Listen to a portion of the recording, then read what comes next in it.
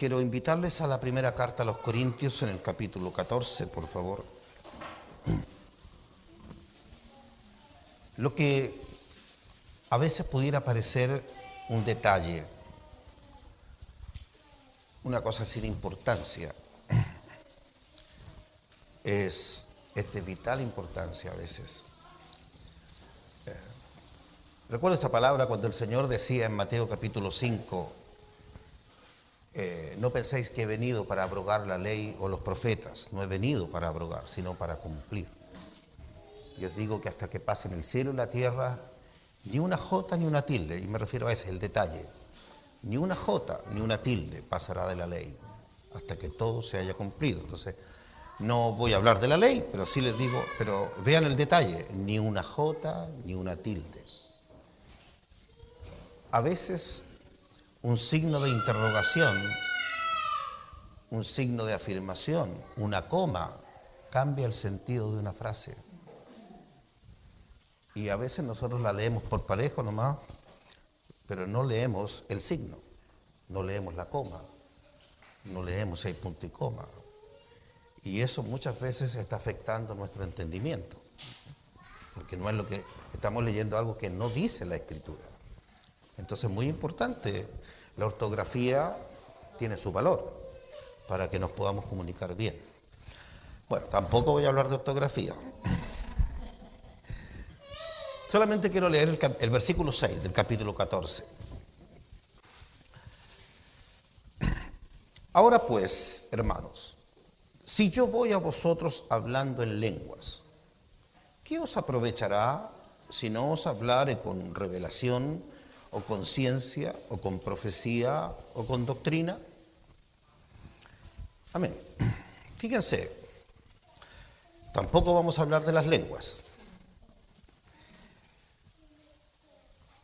Podemos hablar, en el caso nuestro en castellano, pero podemos hablar con revelación, o con profecía, o con ciencia, o con doctrina. Es evidente que no es lo mismo. Sino para qué mencionar 4 aspectos distintos si fuera lo mismo. No son sinónimos. Entonces, lo que pudiera parecer un versículo más que uno pasa por alto, lo que pudiera parecer un mero detalle, basta con hablar en castellano. No hablemos en lengua, hablemos en castellano, basta, suficiente. Pero no es así. Quizás uno de los grandes problemas que enfrenta la iglesia, y la iglesia me refiero a cada uno, hemos hablado bastante del cada uno. Cada uno es la edificación. ¿Cómo uno crece en el Señor? ¿Cómo se produce el crecimiento? Entonces, el Evangelio es experiencia, no es aprender Biblia. Es decir, usted se puede saber toda la Biblia y ni siquiera haber nacido de nuevo. Entonces, ¿qué es el nuevo nacimiento? Una experiencia que está escrita, pero es una experiencia que mientras yo no la viva, como digo, puedo dar una cátedra del nuevo nacimiento y no he nacido de nuevo.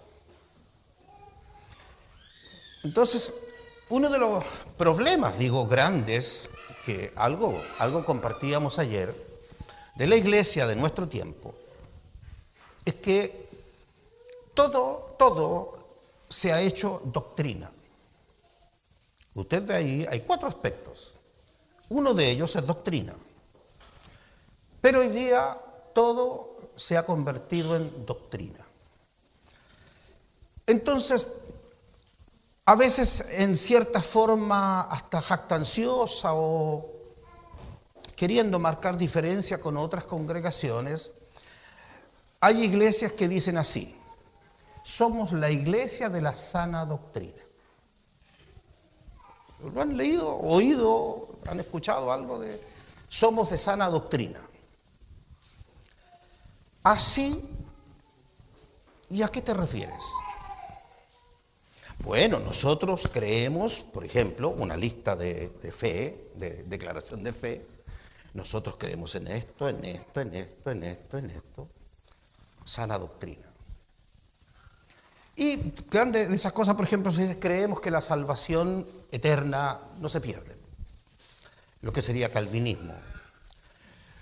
Otro puede estar en la otra posición, no creemos que se puede perder, arminianismo. Ya, perfecto, pero son detalles eso. La salvación, una doctrina. La deidad, una doctrina. ¿Qué creemos? En la Trinidad. ¿Y qué es eso? Una doctrina. Sigamos hablando de... ¿El Señor viene antes o después? Ustedes saben, ¿no? Sí, nosotros tenemos la doctrina de todo lo que he nombrado, ninguna de esas cosas es doctrina. Entonces, ¿por qué le doy importancia a esta palabra? Porque nosotros debemos saber distinguir lo que es doctrina, lo que es profecía, lo que es revelación, lo que es ciencia. Porque no es lo mismo. Y hay cosas que se deben recibir como doctrina, pero hay cosas que se deben recibir por revelación. Y si la revelación yo la recibo como doctrina, no estoy creciendo nada. Porque no es lo mismo. Fíjese, vamos a ir viendo primeramente para ir aclarando conceptos. ¿Qué es doctrina? La palabra doctrina tiene varios derivados, como por ejemplo doctor. Doctor es aquel que conoce doctrina. Doctor es un maestro, sinónimo de maestro. Doctor, maestro es lo mismo. Cuando ustedes escuchan hablar, por ejemplo, de la doctora Polo, disculpen que la mencione, pero...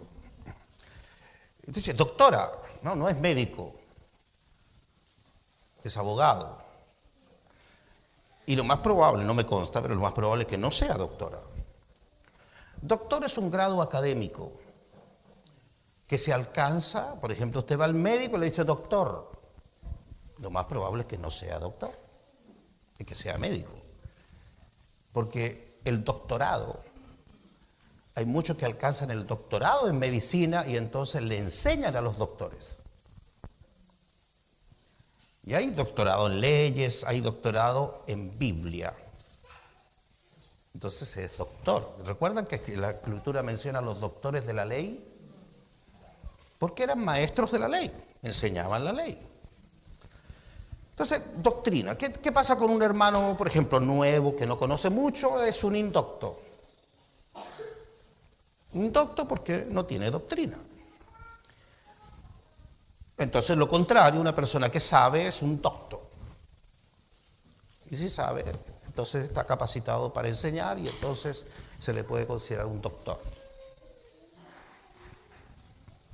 Todo eso tiene que ver con la palabra doctrina. Bien, veamos qué dice la Escritura acerca de doctrina. Y les voy a invitar a Primera de Timoteo, por favor.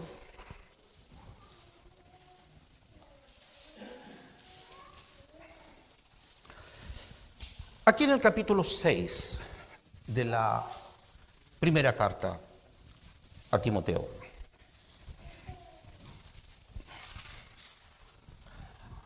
¿A quién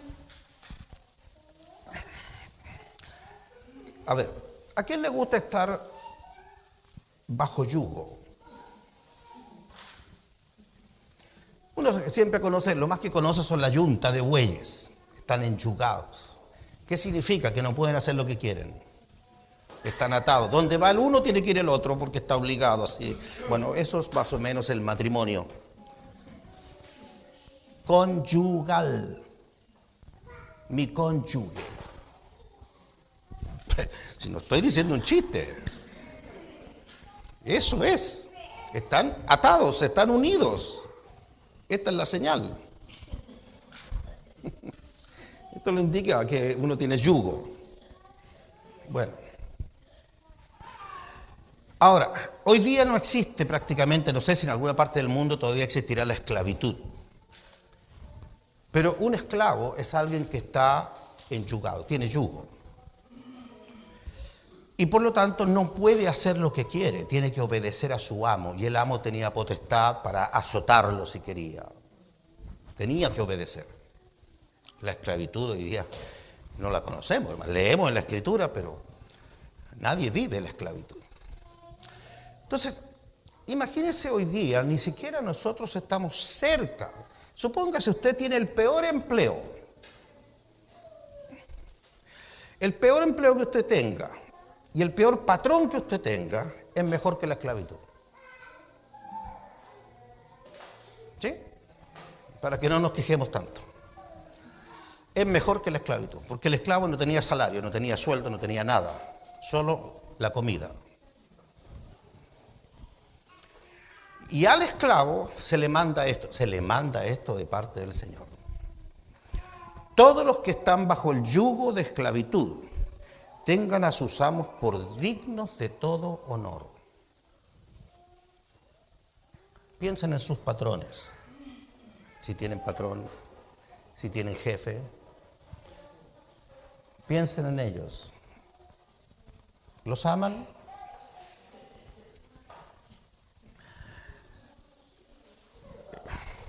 ¿Los honran con su trabajo? ¿Son fieles? ¿No murmuran de ellos por la espalda? ¿Nunca han hablado mal del patrón?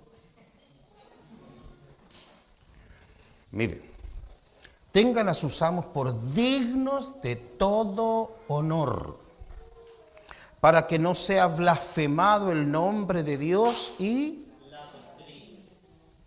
la doctrina. Siempre la doctrina nos habla de conducta del creyente. ¿Cómo debo conducirme? ¿Cómo debo vivir? Sea como esposo, como esposa, como hijo, como padre, en la iglesia, en el mundo. Aquí vemos lo laboral, en el trabajo. ¿Cómo debo vivir? Y eso es doctrina.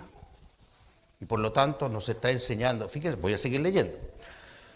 Y los que tienen amos creyentes, usted trabaja para un hermano, imagínense, usted trabaja para un hermano, generalmente lo que se da, no digo ustedes, pero en otros lados se da, que cuando trabajo para un hermano tenemos tal confianza que no importa si llego tarde, no importa si tal, el hermano no se enoja. Es mi hermano.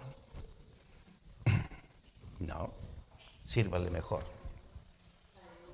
porque es su hermano. Es al revés la cosa. Dice, y los que tienen amos creyentes, no los tengan en menos por ser hermanos, sino sírvanles mejor, por cuanto son creyentes y amados los que se benefician de su buen servicio. Eso tiene que ver con la doctrina. Entonces, vea, si alguno enseña otra cosa y no se conforma a las sanas palabras de nuestro Señor Jesucristo, ¿y a qué? A la doctrina, que es conforme a la piedad, está envanecido, nada sabe y delira acerca de cuestiones y contiendas de palabras de las cuales nacen envidias, pleitos, blasfemias, malas sospechas, disputas necias de hombres corruptos de entendimiento y privados de la verdad, que toman la piedad como fuente de ganancia. Apártate de los tales. No sé si le queda más o menos claro qué es doctrina. Doctrina siempre será conducta. ¿Cómo se enseña al creyente a conducirse? El ejemplo aquí era sobre siervos, cómo servir en lo laboral a los amos, y cuanto más si el amo es creyente, mejor todavía. ¿Amén? Ya. En la carta del apóstol Pablo a Tito, justamente aquí tenemos el término que se usa, sana doctrina. La sana doctrina. ¿Qué es la sana doctrina? Bien, capítulo 2 versículo 1. Capítulo 2, versículo 1. ¿Qué dice? Pero tú... qué interesante, aquí está la sana doctrina. Seguro nos va a hablar de la salvación o de la venida del Señor. Tú habla lo que está de acuerdo con la sana doctrina. Que los ancianos sean sobrios, serios, prudentes, sanos en la fe, en el amor, en la paciencia. ¿Qué es eso? Conducta. Las ancianas, asimismo, sean reverentes en su porte, no calumniadoras, no esclavas del vino, maestras del bien, que enseñen a las mujeres jóvenes a amar a sus maridos y a sus hijos, a ser prudentes, castas, cuidadosas de su casa, buenas, sujetas a sus maridos, para que la palabra de Dios no sea blasfemada. Exhorta asimismo a los jóvenes a que sean prudentes, presentándote tú en todo como ejemplo de buenas obras, en la enseñanza mostrando integridad, seriedad, palabra sana e irreprochable, de modo que el adversario se avergüence y no tenga nada malo que decir de vosotros. Exhorta a los siervos a que se sujeten a sus amos, que agraden en todo, que no sean respondones, no defraudando, sino mostrándose fieles en todo, para que en todo adornen. ¿Qué es la doctrina? ¿Qué es tener sana doctrina? Una sana enseñanza de conducta. Esto es lo que se llama leche espiritual. Leche espiritual. Pregunto, para que usted lo analice, de todo lo leído, ¿cuál de todas estas cosas es difícil de entender?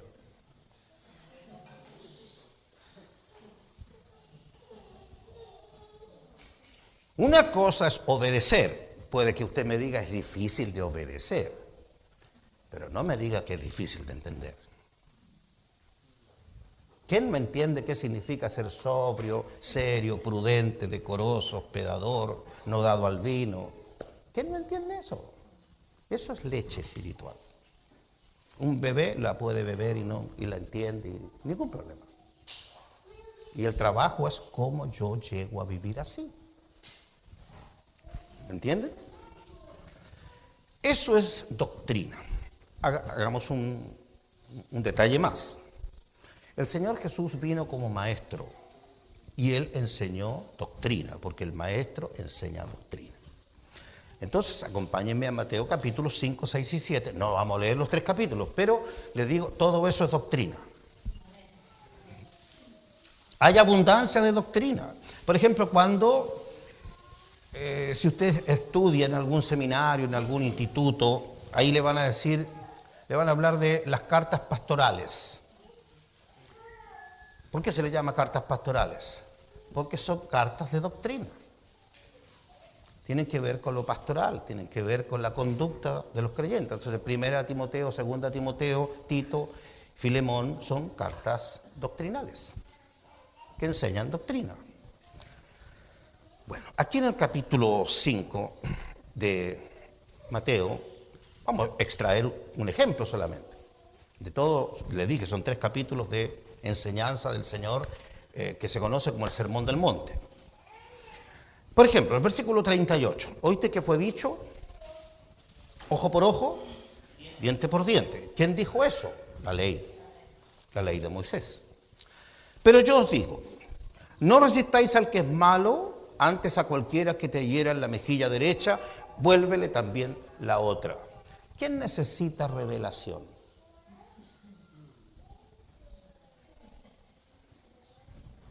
¿Verdad que nadie? Amén. A eso se le llama leche, la leche espiritual. No hay que adulterarla, tiene que ser pura. Pero se entiende, ¿verdad? Ya. Dice, a cualquiera que quiera ponerte a pleito y quitarte la túnica, déjale también la capa. ¿Alguien no entendió?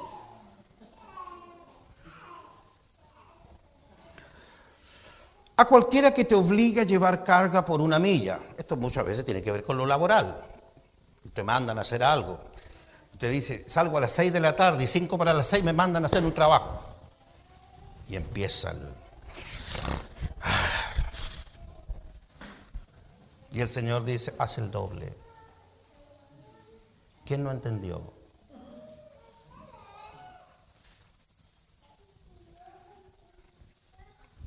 Entonces, esta palabra viene a lavar mi corazón de murmuraciones, de rencores, de reclamos, viene a lavar mi corazón.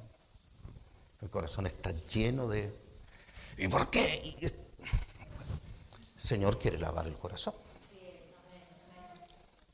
Eso es lo que hace la doctrina. Derramaré sobre vosotros agua limpia y os limpiaré de todos vuestros ídolos, de todas vuestras inmundicias os limpiaré, ha dicho el Señor. Este es el agua limpia. La iglesia del Señor, descrita por el apóstol Pablo en Efesios capítulo 5, es una iglesia lavada, que no tiene mancha, ni arruga, ni cosa semejante. ¿Con qué se lava? Con la palabra. Con esta palabra. Esta es palabra de lavamiento. Dice más, al que te pide, dale. ¿Qué quisiste decir, Señor, con eso? Qué profundo. No entiendo. ¿Cómo no va a entender? Al que te pide, dale. ¿Y para qué lo quiere? Y empezamos a argumentar para no dar. Entonces, ¿qué dice el Señor? Al que te pide, dale. Ya, ¿qué más? Y al que quiera tomar de ti prestado, no se lo rehuses. Pero es que lo acabo de comprar. Es nuevo, me lo va a echar a perder. No se lo rehuses. Usted acaba de comprar algo y el hermano o la hermana se enteró que lo tenía. Y justo lo necesitó y no lo he usado ni yo. Por ejemplo, nomás, para ver cómo nuestro corazón reacciona frente a la palabra del Señor. Esto es doctrina. Entonces le digo, el campo de un maestro es amplísimo. Y es trabajar con los corazones, con el corazón, para el lavamiento. Si recuerdan ahí en el tabernáculo, la fuente de bronce, esa que tenía agua, es ahí están lavando los corazones. Lavando los corazones. ¿Con qué? Con la palabra. Entonces nosotros nos encontramos constantemente de este tipo de cosas que nos ocurren en la vida cotidiana. Y ahí viene el asunto, viene la palabra y dice, me caí. No hice lo que dice el Señor. Y entonces, Señor, lávame, límpiame, Señor. ¿Cuándo podré hacer lo que tú dices? Y ese es un proceso de crecimiento. Pero si yo me sé todo el sermón del monte y no pongo en práctica lo que dice, ¿de qué me sirve? ¿En qué he crecido? Les puedo recitar de memoria todo el sermón del monte.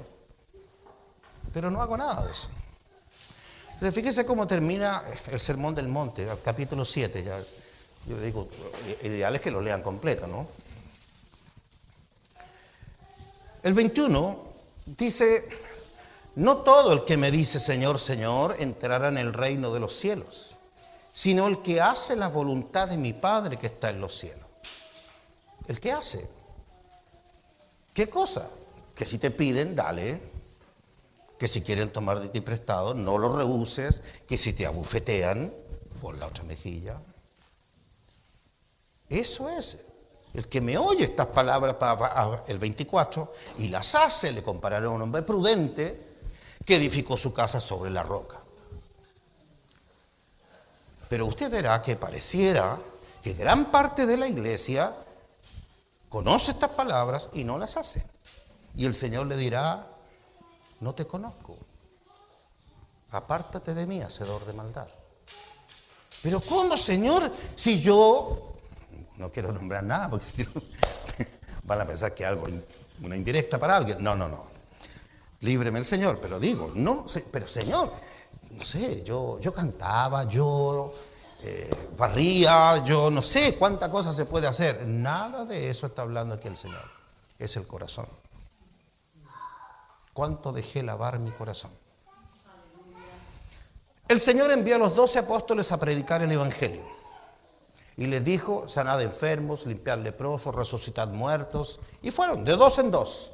Yo no sé cuál fue el compañero de Judas. Pero Judas también iba.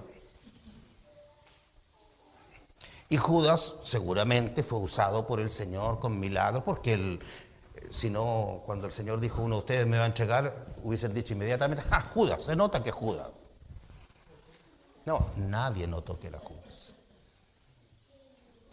Judas era el de más confianza, porque era el tesorero. Para que vean.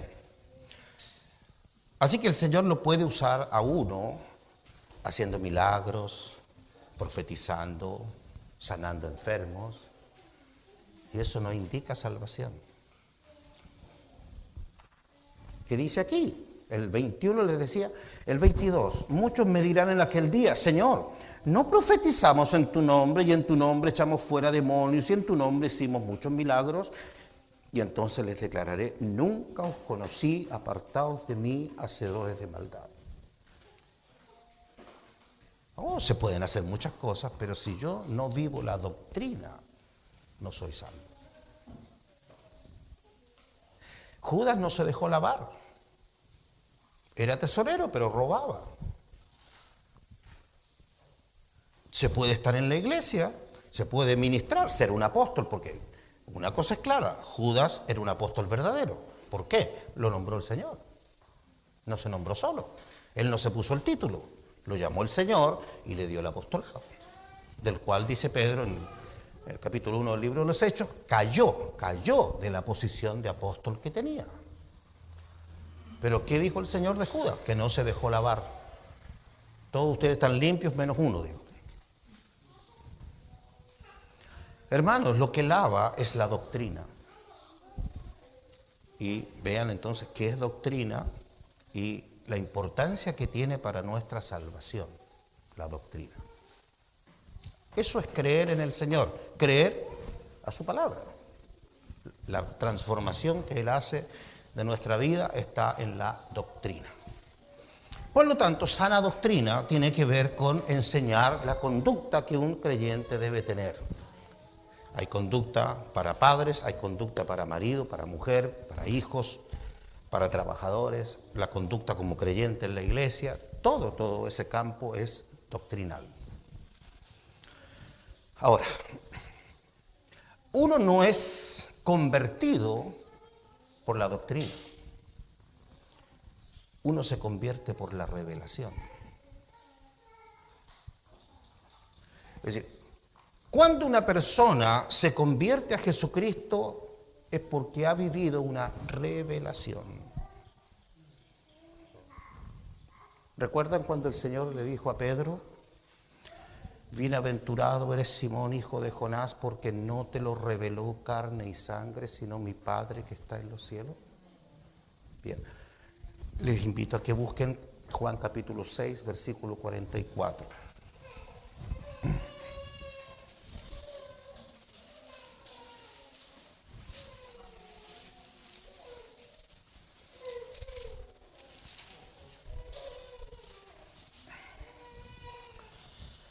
Aquí, en el versículo 44 del capítulo 6, verán que el Señor les dice a los judíos, ninguno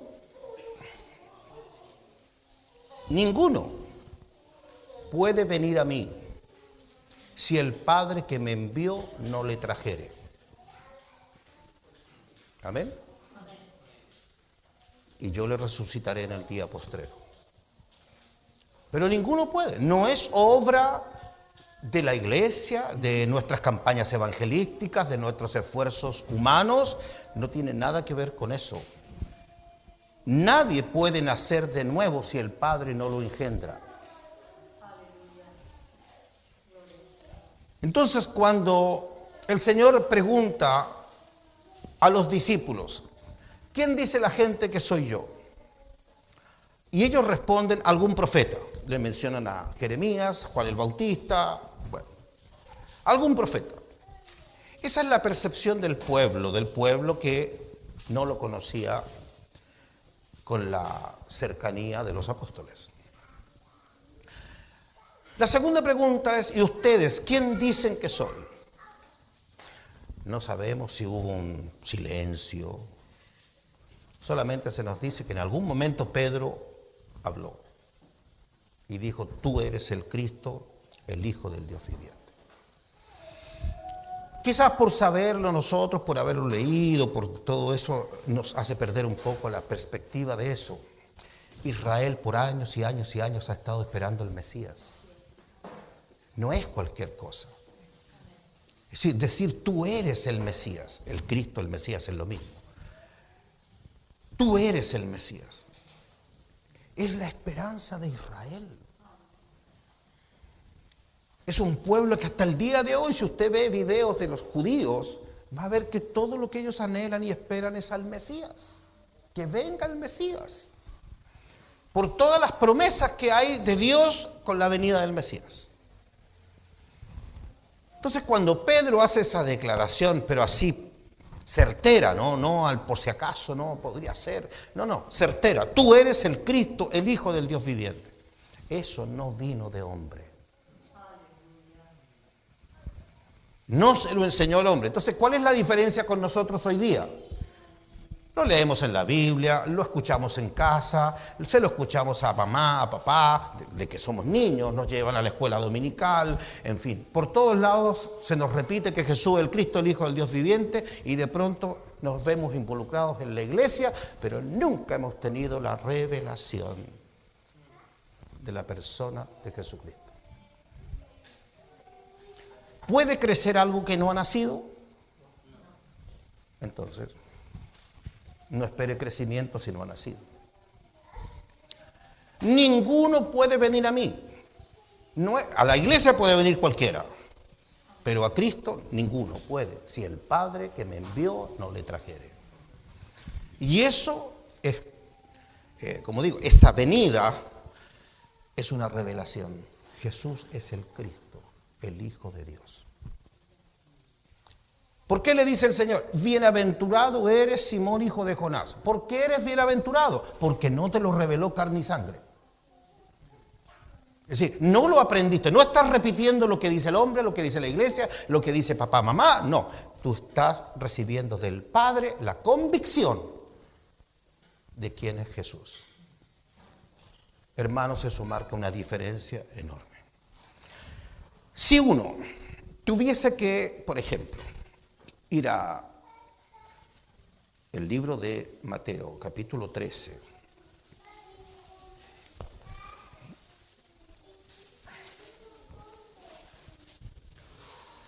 Fíjense en el versículo 44. Una parábola. Mateo capítulo 13, versículo 44. Una parábola. Una parábola breve, un solo versículo, una parábola. Además dice, el reino de los cielos es semejante a un tesoro escondido en un campo, el cual un hombre lo halla, ¿y qué hace? ¿Para qué lo esconde de nuevo? Para que nadie se lo vaya a quitar. ¿Amén? Es decir, lo esconde de nuevo. Es tan precioso el tesoro que halló, que lo esconde de nuevo y rápidamente se va y vende todo lo que tiene y compra aquel campo. ¿Le ha pasado eso con Jesús? Eso es Jesús. Encontrar a Jesús. Si una persona no lo ha vivido, le parece una exageración. ¿Cómo?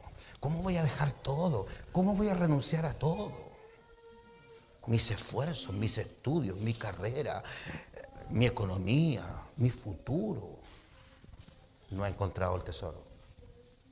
No sabe lo que es el tesoro. Disculpen, yo no sé, no quiero ofender a nadie, pero Jesucristo es un tesoro incomparable. Y por eso está escrito esa parábola. ¿Qué cree que le pasó a los apóstoles que lo abandonaron todo? ¿Qué le pasó al apóstol Pablo que teniendo tantas cosas en la carne, dijo todo esto me es basura para ganar a Cristo y ser hallado en él? Hallaron el tesoro. Eso es revelación, no es doctrina. Eso no es aprender. Eso es vivir una experiencia. El Señor es revelado. ¿Se da cuenta la diferencia que hay entre aprender una enseñanza, cómo debo conducirme? ¿Pero por qué toda la doctrina? Porque tengo la convicción que debo seguir a Jesús porque Él es el Rey, como se cantaba. Él es el Rey. Entonces todo esto parte por una revelación. No por enseñar, ustedes repitan que Jesús es el Cristo y están listos, son salvos. No. Nadie es salvo por repetir eso. La salvación parte por una revelación. Jesús es el Cristo, el Hijo de Dios, pero es porque el Padre me lo ha revelado. Y el que ha vivido eso, bienaventurado es. Porque no lo aprendió de hombre, no lo aprendió de la iglesia, lo aprendió del Padre. Entonces, ¿qué es eso? Una experiencia. He vivido la experiencia de tener ahora la convicción de que Jesús no es una historia religiosa, no, Él es el Hijo de Dios verdaderamente, Él es el Hijo de Dios. El único. Es diferente, superior a todo ser humano. Es el Hijo de Dios. Es un ejemplo. Ahora, en Efesios, por favor, la carta a los Efesios.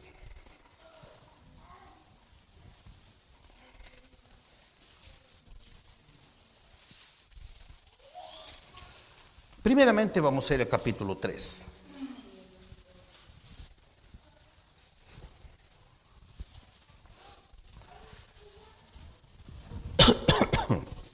Dice en el versículo 1 del capítulo 3, por esta causa, yo, Pablo, prisionero de Cristo Jesús por vosotros los gentiles, si es que habéis oído de la administración de la gracia de Dios que me fue dada para con vosotros. Vea, administrar la gracia de Dios.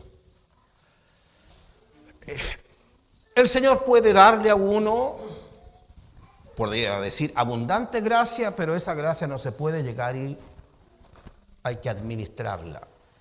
¿Cuánto es lo que cada uno puede recibir? No se puede ahogar a las personas con abundancia de agua, por ejemplo. Una persona puede tener sed, pero no le puedo dar un balde. ¿Me entiende? Entonces requiere administración. Uno puede tener, por ejemplo, el apóstol Pablo yendo a los Corintios les dice: me propuse no saber entre vosotros cosa alguna, sino a Jesucristo y a este crucificado. No que él no supiera cosa alguna, sabía mucho. Pero al estar con ellos, ellos necesitaban solamente una cosa: saber que Jesucristo fue crucificado para el perdón de sus pecados. Entonces no se puede estar hablando de otras cosas, es la necesidad, es lo que pueden recibir. Y eso es lo que sea. Entonces se administra la gracia de Dios. Al decir eso, dice: si es que habéis oído de la administración de la gracia de Dios que me fue dada para con vosotros, que por, vea, no por enseñanza, no por doctrina, que por revelación me fue declarado, ¿qué cosa? Entonces, hay algo oculto que solo el Señor puede abrir. Eso es revelar, quitar un velo. Revelar es quitar un velo. Entonces, hay muchas cosas ocultas de Dios que el hombre natural no las puede ver. Aún así, el propio Señor Jesús es una revelación. Entonces, ¿qué pasa con el mundo? El mundo va a celebrar la Navidad. Disculpen, no sé si ustedes también la celebran.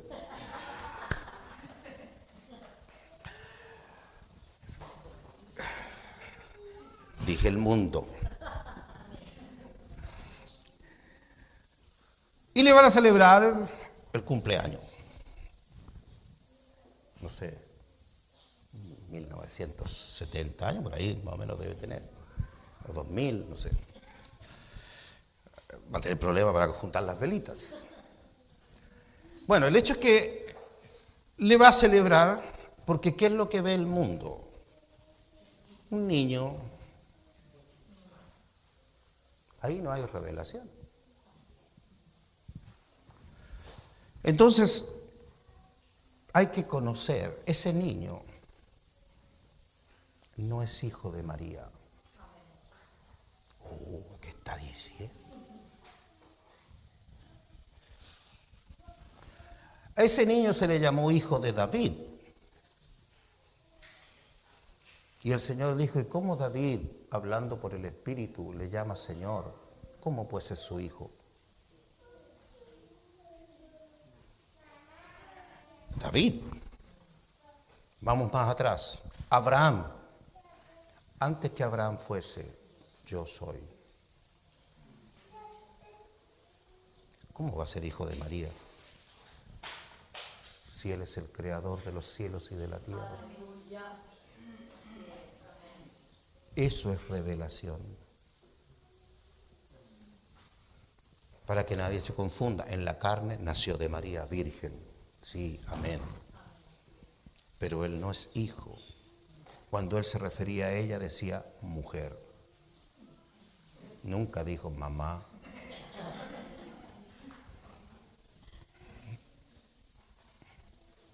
Cuando le preguntaron, tu madre y tus hermanos están afuera y quieren verte. ¿Y quién es mi madre? ¿Quiénes son mis hermanos? El que hace la voluntad de Dios, ese es mi hermano, mi hermana y mi madre. Porque el que está hablando es eterno. No es la carne la que habla, es el eterno. Bendito el Señor. Entonces se revela. Cuando no hay revelación, entonces seguimos pensando que el niño Jesús, que el bebé en los brazos de su madre. Nada de eso. Vea entonces, versículo 3. Que por revelación me fue declarado el misterio, como antes lo he escrito brevemente, leyendo lo cual podéis entender cuál sea mi conocimiento en qué. Cristo, un misterio. Un misterio. Es decir, usted puede ver a Jesús por fuera. ¿Y usted qué es lo que ve? No porque lo hayamos visto físicamente, pero es lo que nos transmiten las imágenes, las tradiciones. ¿Verdad? Usted ve a...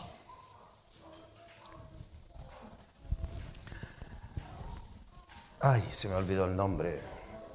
El actor Robert Powell. Usted ve a Robert Powell y dice, Jesús. ¿Verdad? Una foto de él es Jesús. Y todo eso es producto, no de la palabra, de la tradición. No sabemos si tenía el pelo largo. No sabemos si tenía los ojos azules. No sabemos, no está escrito. Entonces tenemos conceptos aprendidos de la tradición. Entonces uno ve a Jesús por fuera y en este caso ya se lo imagina, de pelo largo, de barba, ya. Pero ¿quién lo conoce por dentro? El misterio de Cristo. El velo, su carne, se rasgó el velo para entrar, para conocerlo por dentro. Eso es revelación, se rasgó el velo. Entonces uno, ¿qué conoce de Jesús? Solo su carne, su apariencia física, que es, como digo, nos ha llegado por tradición. Entonces, todo es por fuera. Y como es por fuera, vemos un hombre, y como vemos un hombre, la mamá, y todo un culto a la Virgen María. Ese no es el misterio de Cristo. El misterio de Cristo es conocerlo a Él por dentro.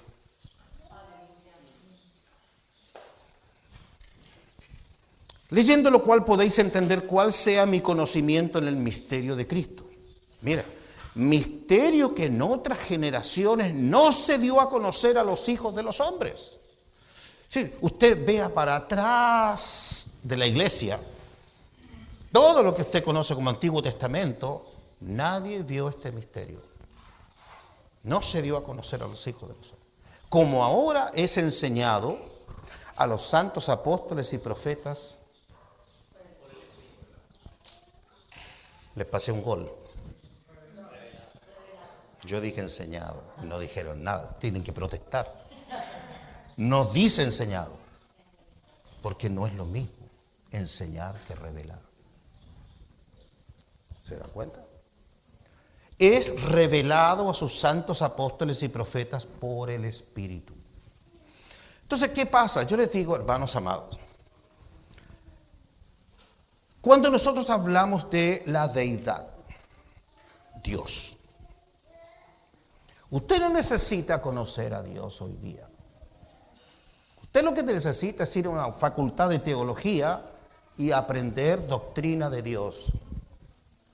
Sea la unicidad, la Trinidad o los testigos de Jehová, no sé, ¿cuál le parece más buena? ¿Con cuál se identifica usted? La unicidad, dicen que Jesús. ¿Han oído hablar de solo Jesús? A eso se le llama la unicidad, donde se dice que en el nombre del Padre, del Hijo y del Espíritu Santo, el nombre del Padre, del Hijo y del Espíritu Santo es Jesús. Sencilla conclusión. Entonces Jesús es Dios. Jesús es el Padre, es el Hijo y el Espíritu Santo. La Trinidad, bueno, se entiende que la conocemos, ¿no? ¿Para qué crecer, por hermano, si ya conocemos a Dios? ¿Para qué tener revelación? Pues si Dios es 3 personas distintas y un solo Dios, hermano. Puedo ser católico, evangélico, lo que sea, y creemos lo mismo. Porque es una doctrina. Pero Dios no es una doctrina. Dios se revela. Y no estoy afirmando ni negando nada para que nadie diga, está enseñando en contra de... No estoy enseñando nada. Solamente estoy diciendo que si usted quiere conocer a Dios, deshágase de todas esas doctrinas, porque así no se conoce al Señor. ¿Cómo se conoce al Señor? Usted tiene que dejarse lavar su corazón, porque los de limpio corazón verán a Dios. Hay un velo puesto en el corazón de todo ser humano y ese velo es por causa del pecado. Por lo tanto, yo no puedo ver a Dios porque tengo pecado. Los de limpio corazón, Dios les correrá el velo. Entonces, sí, Dios quiere ser conocido. Dios quiere ser revelado. Pero para vivir eso, tengo que seguir a Jesucristo, obedecerle sus mandamientos. ¿Ve? Esa palabra que hablamos, doctrina, leche, alimento para bebés, pero esa también es una palabra que lava el corazón y me va limpiando para que yo pueda tener revelación. Entonces, como alguien dice, no, pero es que yo quiero ser pastor. Buena obra desea. Pero esto de dejarse lavar el corazón dura muchos años. ¿Por qué no me voy mejor a un instituto bíblico? En 3 años soy pastor.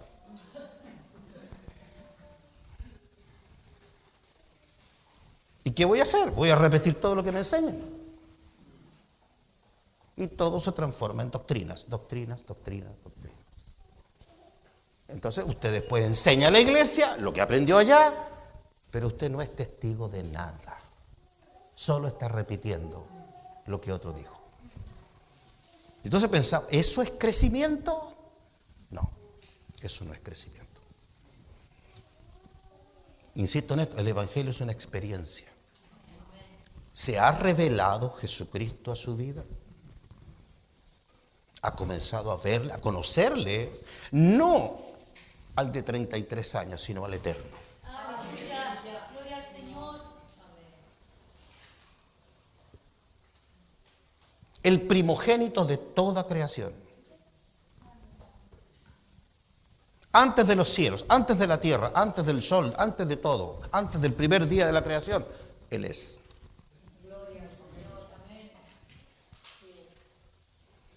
Nada fue hecho sin Él. y todo fue hecho por medio de Él.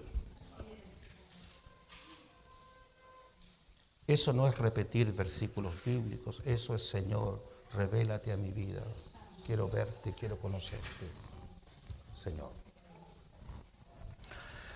Entonces verán aquí, como dice, misterio que en otras generaciones no se dio a conocer, como ahora es revelado.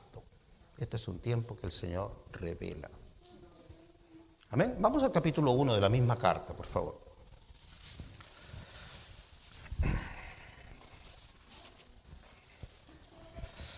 Aquí en el versículo 15,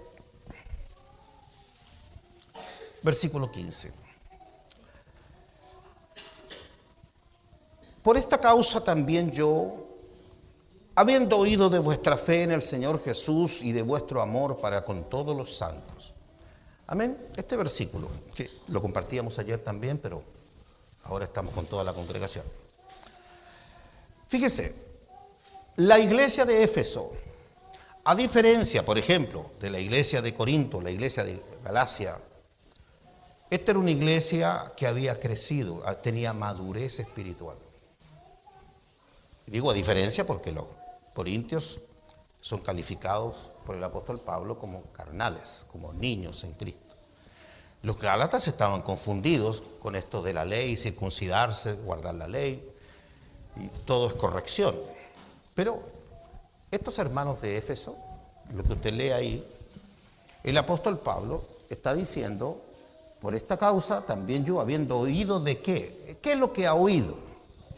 Vuestra fe en el Señor Jesús y vuestro amor para con todos los santos.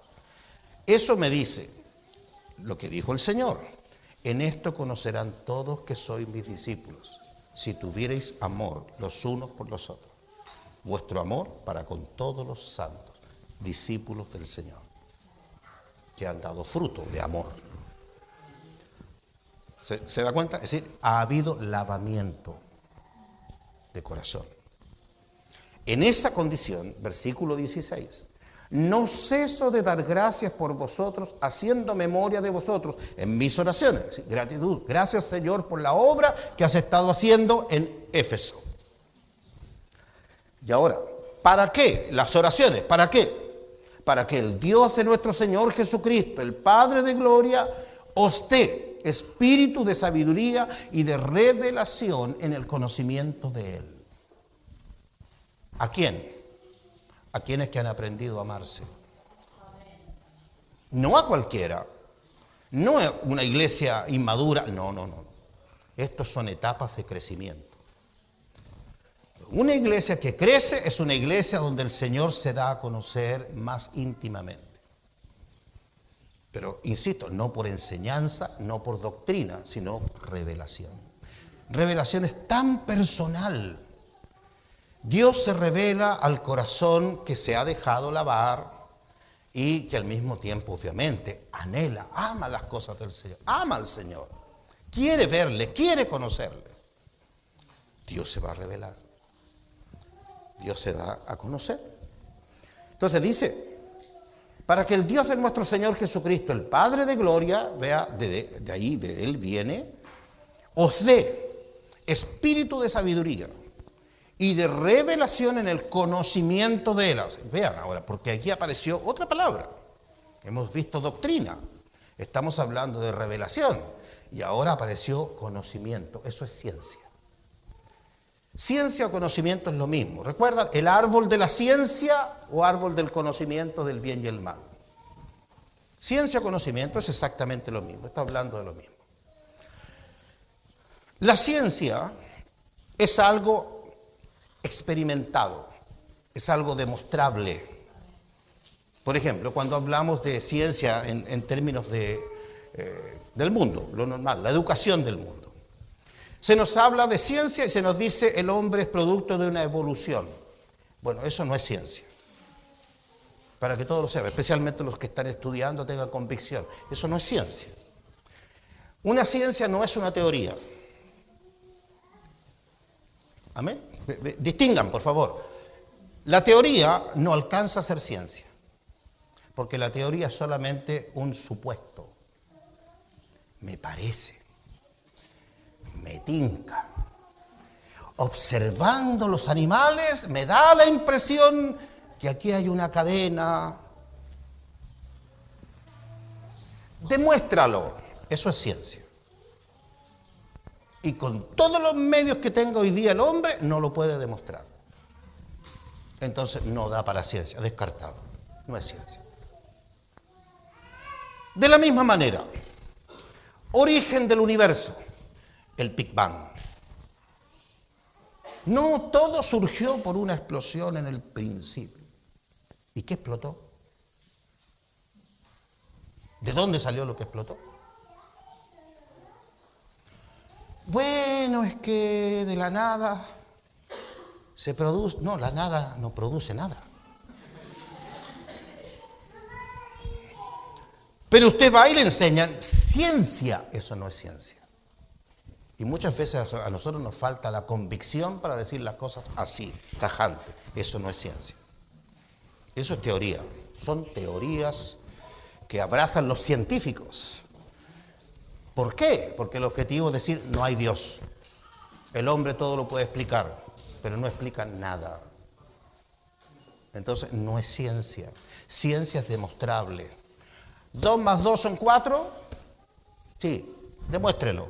Mire, 2 manzanitas, 2 manzanitas. Júntelas, cuéntelas. 4. Ah, está demostrado, son 4. Eso es ciencia. Algo demostrable. Entonces, cuando hablamos de ciencia en el Señor, estamos hablando de aquellas cosas que yo he experimentado.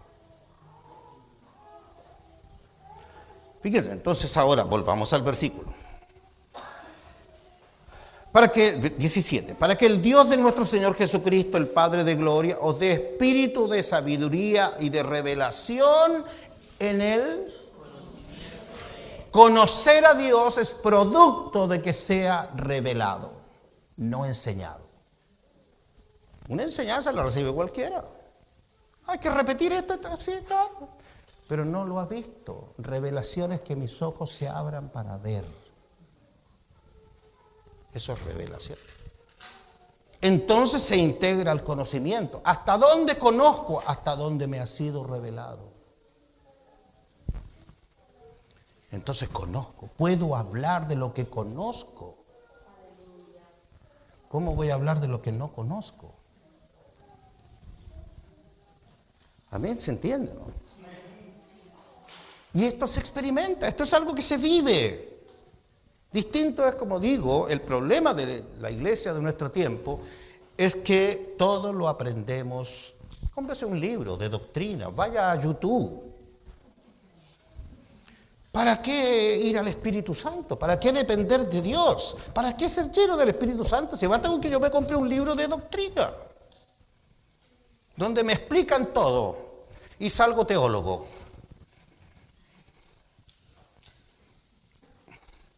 Es más, hoy día está de moda. Usted lee la Biblia y después le dice, sí, pero en el original dice otra cosa.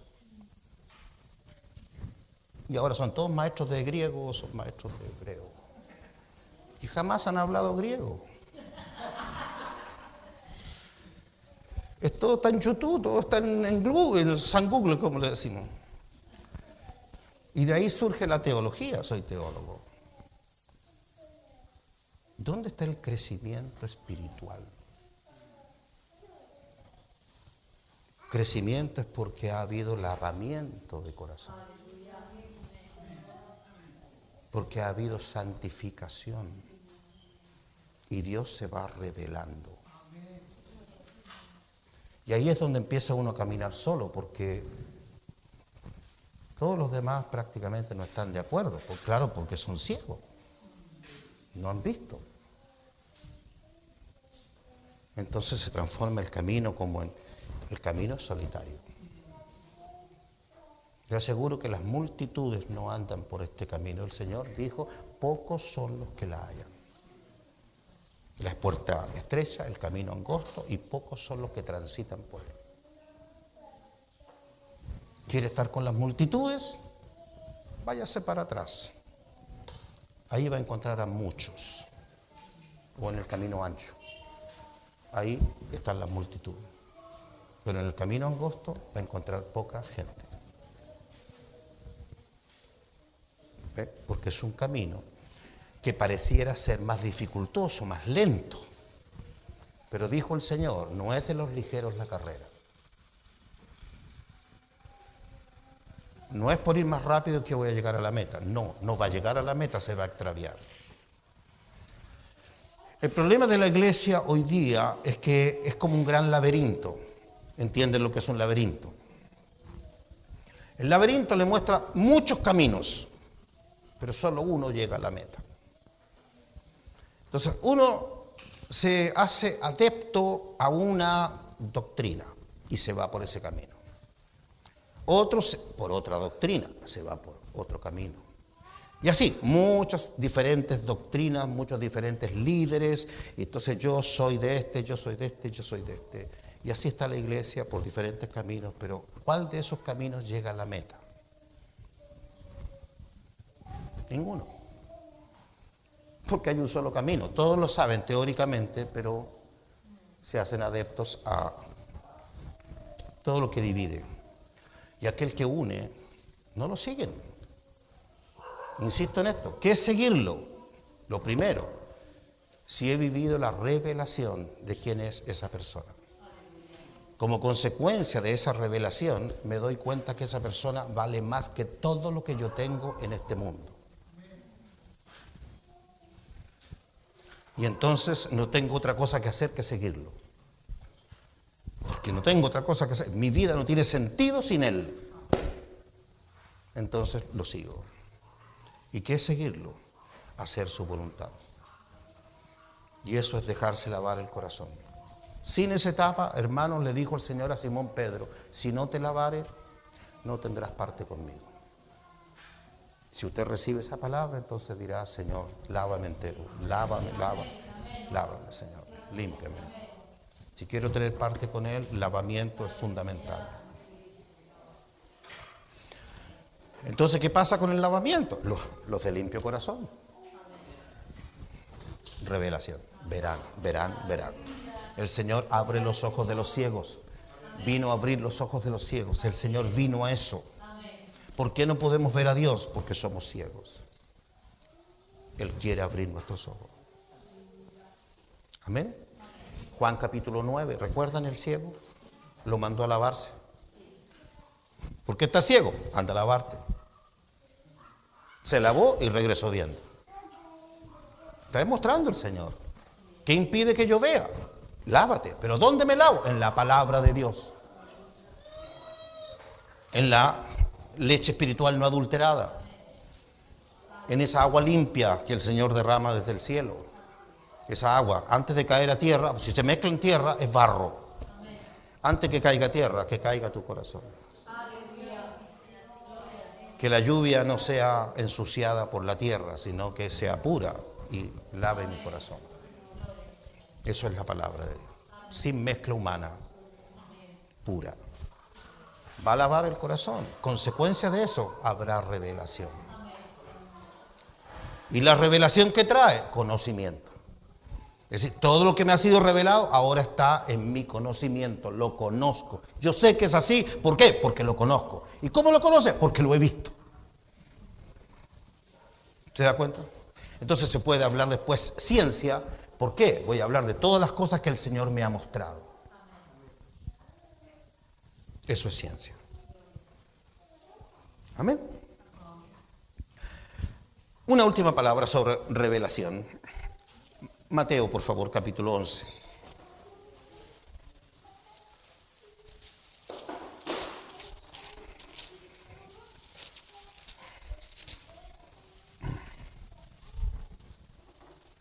Vean esta palabra, por favor. Mateo 11, 27.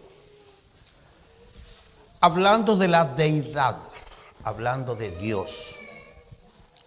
Amén. Dice el versículo 27, todas las cosas me fueron entregadas por mi Padre. ¿Quién habla? El Hijo. El Hijo, el Padre. Amén. Todas las cosas me fueron entregadas por mi Padre. Y nadie conoce, eso es muy importante, hermanos amados. Nadie conoce al Hijo. Y mire, ¿a qué me refiero? Uno puede decir, no, desde que yo me convertí, recibí la revelación, tú eres el Hijo. Amén, amén. Eso es una cosa, revelación de quién es el Hijo de Dios, de quién es el Mesías o el Cristo. Sí, amén, Jesús es Él. Eso no significa conocerlo. Le voy a poner un ejemplo, disculpe, Pastor Marcelo, que voy a tomar su persona. Yo sé que él es Marcelo Chaparro, que es hijo de mi hermana, y es hijo de mi hermano, sé cosas de él, pero yo no lo conozco como lo conoce su esposa. ¿Estamos? ¿Se entiende? Conocer a Dios no es conocer superficialmente, es íntimamente. Isaías 62:5 dice, y como el gozo del esposo con la esposa, así se gozará Jehová contigo. Íntimamente. Entonces, conocer es otra cosa que superficialmente, o tener conceptos de Dios. Fíjese, nadie conoce al Hijo. Amén.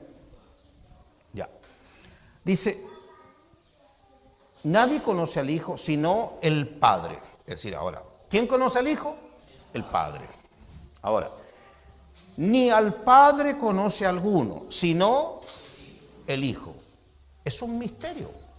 El Hijo conoce al Padre, el Padre conoce al Hijo, pero nadie más conoce ni al Padre ni al Hijo. Eso está diciendo. ¿Dónde se abre la puertecita? Lo que sigue. Y aquel a quien el Hijo lo quiera revelar.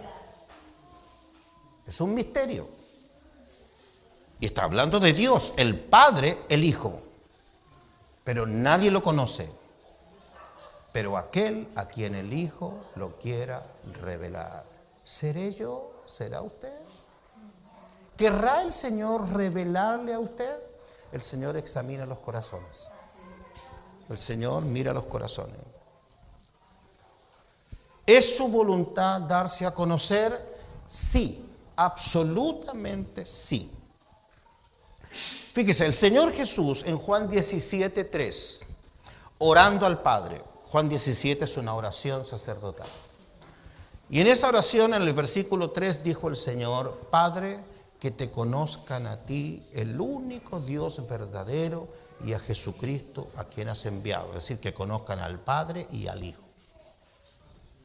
Este misterio. Orando por todos sus discípulos. ¿Quiere Dios que le conozcamos? Sí. ¿Está en su voluntad que yo le pida, Señor, quiero verte, quiero conocerte, revélate a mi vida? Sí. ¿Pero qué le va a decir el Señor? Déjate lavar. Renuncia a tu propia vida. Amén. Entonces, aquel a quien el Hijo lo quiera revelar. ¿Qué pasa si yo me salto todo eso? No considero eso. ¿Qué es lo que aprendo? Un concepto de Dios, una doctrina, una enseñanza. Y con eso me quedo. Y creo que sé. Y la verdad, no sabe nada. Entonces pugna, es que el otro piensa de otra manera, entonces ya estamos enemigos, estamos discutiendo.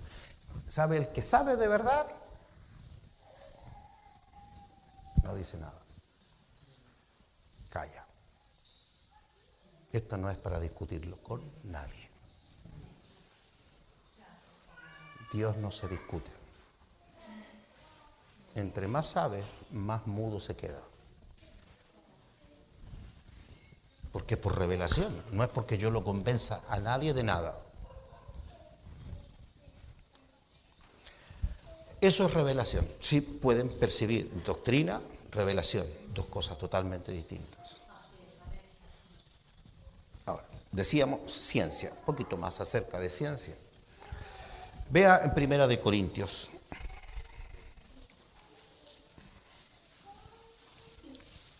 Ahí en el capítulo 13,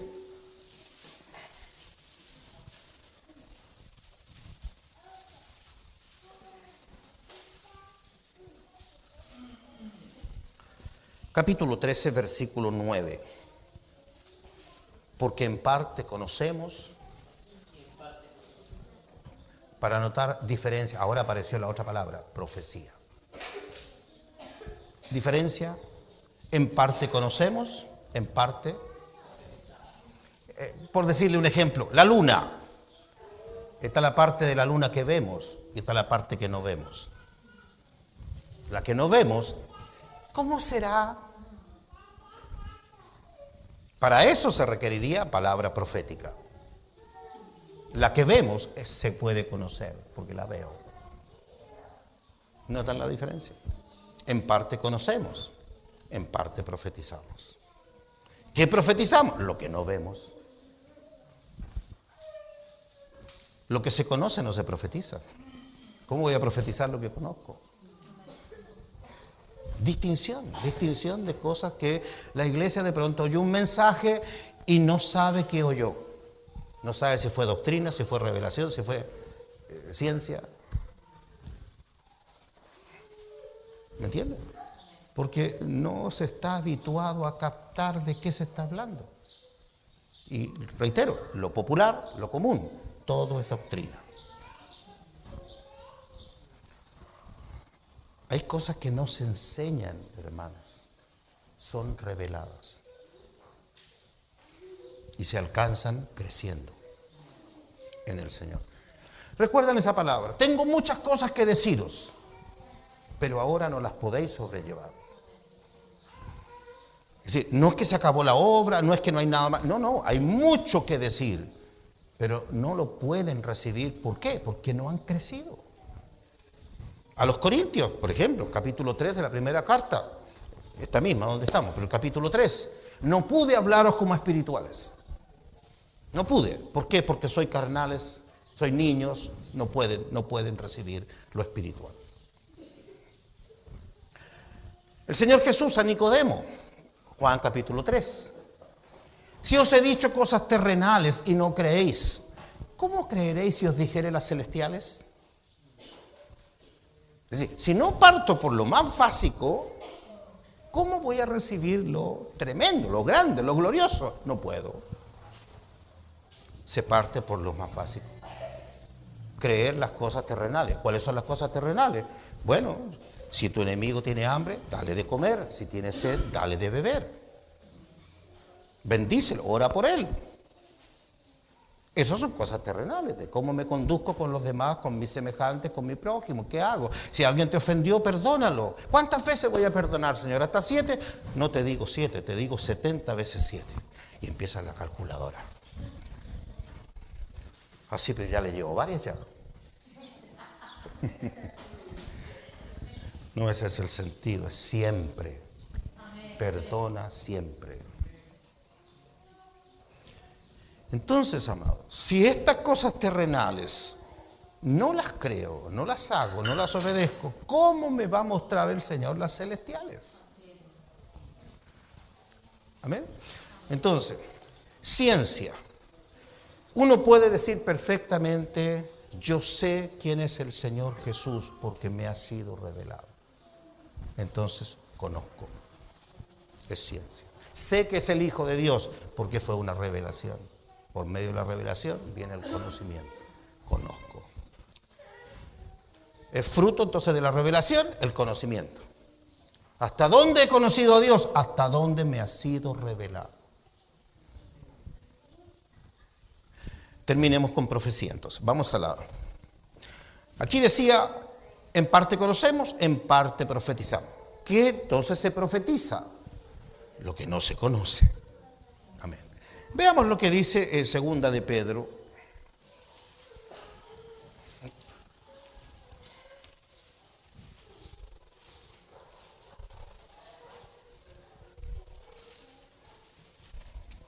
Ahí en el capítulo 1.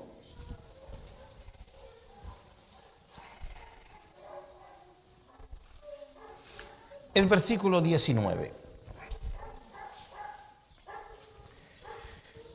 Tenemos también la palabra profética. La palabra profética. ¿Qué hace la palabra profética? No enseña, alumbra. ¿Se dan cuenta? La enseñanza, como les decía, no necesita luz, usted la entiende, está clarita. Pero la palabra profética, les hablaba, la luna, hay una parte que se ve, hay una parte que no se ve. Bueno, un ejemplo nomás. Pero ¿qué decía? En parte conocemos y en parte profetizamos. ¿Qué profetizamos? Lo que no conocemos. ¿Qué hace la palabra profética? Bien, tenemos también la palabra profética más segura, es segura, a la cual hacéis bien en estar atentos. ¿Cómo qué? ¿Qué hace la palabra profética? Es una antorcha que alumbra en lugar oscuro. Es decir, hay algo que está oscuro y es como usted enciende una luz, una antorcha y comienza a ver qué es lo que hay aquí.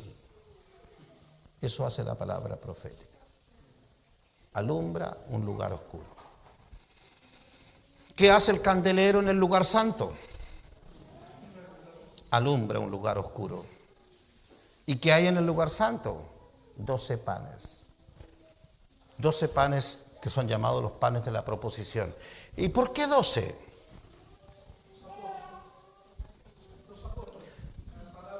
¿Cuántos eran los apóstoles? ¿Y qué dijo el Señor de ellos cuando tenían una multitud de gente? Dadle vosotros de comer. ¿De dónde sacaremos pan para tanta gente? ¿Se equivocó el Señor cuando les dijo darle vosotros de comer? Entonces, como decir, incrédulos. Y bien, ¿qué hicieron? Le dieron de comer 5.000 sin contar las mujeres y los niños. Comieron todos, se saciaron. Vayan, recogen las sobras. Recogieron todas las sobras. ¿Cuántas canastas llenaron? 12. ¡Qué casualidad! Una para cada uno. Ahora tienen para dar de comer a las multitudes.